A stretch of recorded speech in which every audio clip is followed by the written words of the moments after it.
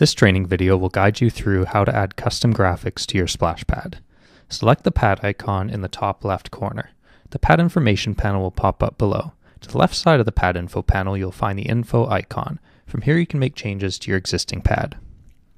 On the right hand side of your info panel, you'll find two additional icons. The paint splotch allows you to create a pad within your pad. As an example, I'm going to create a quick stream running through the middle of my pad.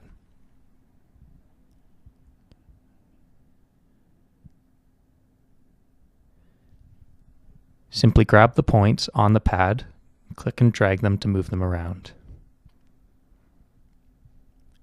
You can either edit this pad or create additional pads if you wish.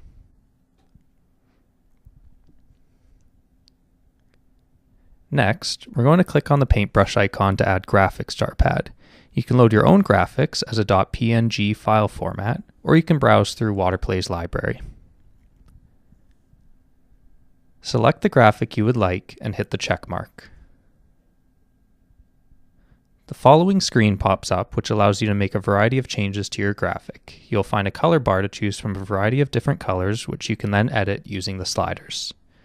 You can move the graphic around, rotate it, and resize it as needed.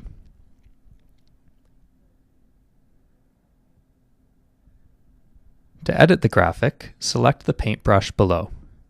You have the option to turn off Maintain Aspect Ratio. This means when you resize your graphic, you can resize it in one direction at a time. You can also resize your graphic by editing the dimensions.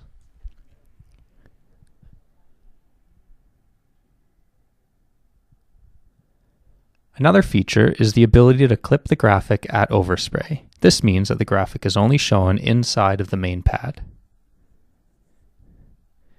If you like where your graphic is placed, you may want to lock it in position. This prevents you from accidentally selecting it and moving it around. When a graphic is locked, you'll see a padlock icon appear on the graphic button below. This is a great feature when you have multiple graphics on the pad and you don't want to accidentally click one instead of the other one. Depending on your design, you may want some graphics to overlap. You can select Edit Layering options for these graphics. I'm going to send this graphic to the background and then add another graphic to show you what I mean. For the new graphic, we'll adjust the slider to bring it to the front. You can see that it now sits in front of the starfish graphic. You can rearrange the order of graphics as needed.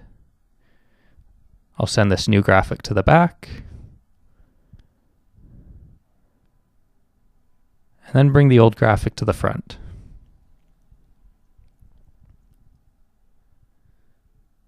To delete these graphics, simply select their corresponding icon down below and hit the trash bin symbol.